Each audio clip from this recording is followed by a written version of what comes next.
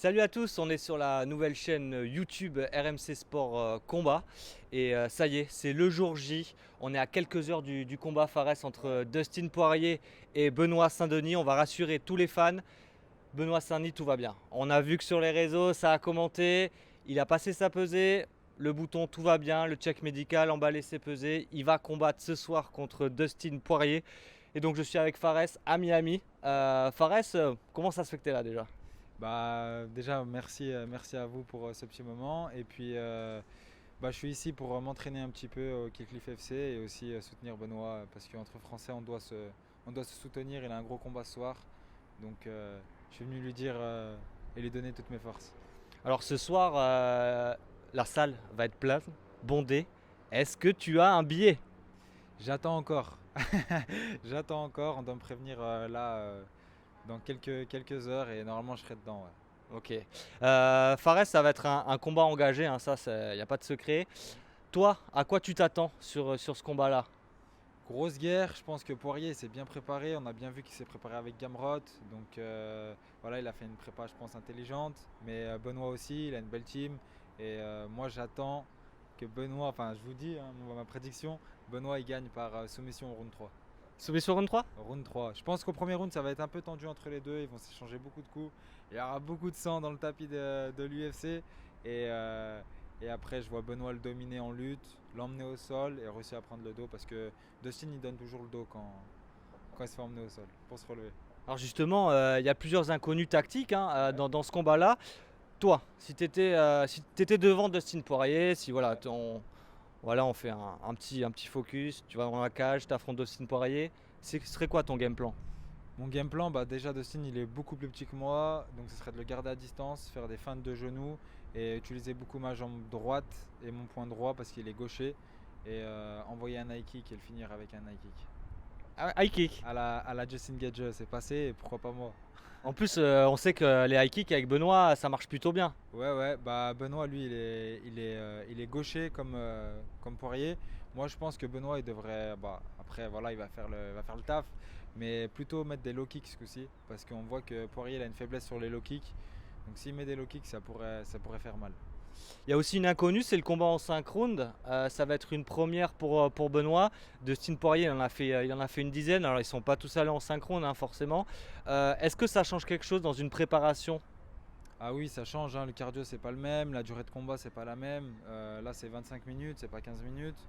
Donc faut pas commencer comme un acharné. Donc je pense que Benoît il est assez intelligent pour savoir ça. Et là où voilà, l'inconvénient c'est juste que Poirier il en a déjà fait des synchrones et il a l'expérience du synchrone. Donc on sait qu'il sera là sur synchrone. Mais je pense que Benoît il a dû faire une bonne prépa pour ça. Et ce soir, c'est le co-main event d'un UFC numéroté. Un Français dans la catégorie la plus dure du sport. Est-ce qu'on se rend compte, de ce qu'il fait Benoît là?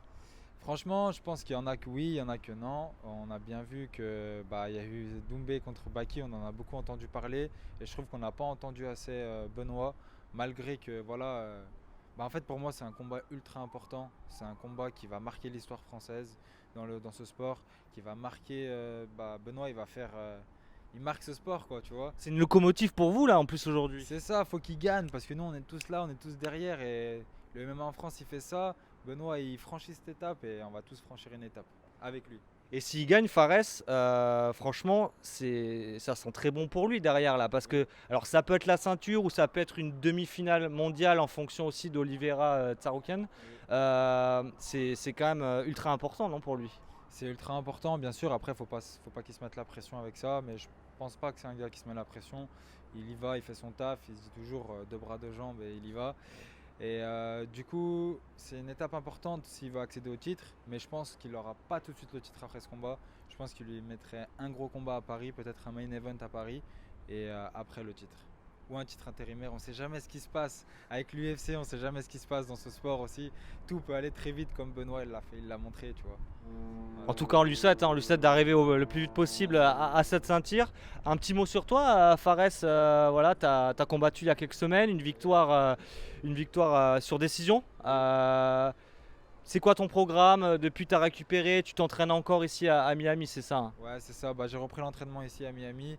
Mon programme, c'est de combattre au mois de juin. Et pour être prêt après enchaîner avec Paris. Pour moi, mon idéal, hein, mes plans, ça serait de prendre un gars là qui est proche du top 20 ou du top 15 et prendre un top 15 à Paris. Mais après, ça le mettrait en mauvaise position le top 15. Donc peut-être un top 15 au mois de juin et défendre ma position de top 15 à Paris. Alors on a entendu des noms, hein, ça a parlé aussi sur les réseaux. Dan. Hein, Dan Hooker toujours. Ouais, Dan Hooker, pour moi, c'est un combat idéal, Dan Hooker. C'est un gars qui est grand comme moi. Je pense que je suis plus grand que lui. Il est striker, il n'a pas une excellente lutte. Donc je pense que je vais pouvoir bien m'exprimer face à un gars comme ça. Utiliser mon striking, faire les choses. Là, comme on a vu à Londres, j'ai pas pu utiliser mon striking parce que Herbert, il a voulu lutter tout le combat. Là, c'est la même chose, mais au moins j'ai montré. Chaque combat, je montre de nouvelles compétences. Et j'espère que contre Hooker ou contre un gars comme Hooker, je montrerai mon striking.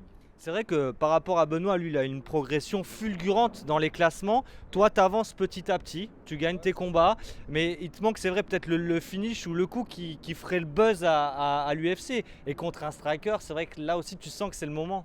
Bah, j'aurai toutes mes chances. Moi, en tout cas, c'est sûr que je franchis les étapes plus doucement, mais en tout cas, je les franchis. C'est ça le plus important, c'est les victoires, c'est de monter. Et ça arrivera quand ça arrivera, mais si on me met un bon striker, let's go, on fera un beau fight. Et peut-être le premier finish. Ah, on sera là Fares. En tout cas, ce soir, rendez-vous à 23h30 sur RMC Sport 2. Et n'hésitez pas à vous abonner sur cette nouvelle chaîne YouTube, sur la cloche. Toi, t'es abonné, Fares, j'espère. Abonné de partout, t'inquiète. Merci les gars. Allez, à plus tard et à ce soir.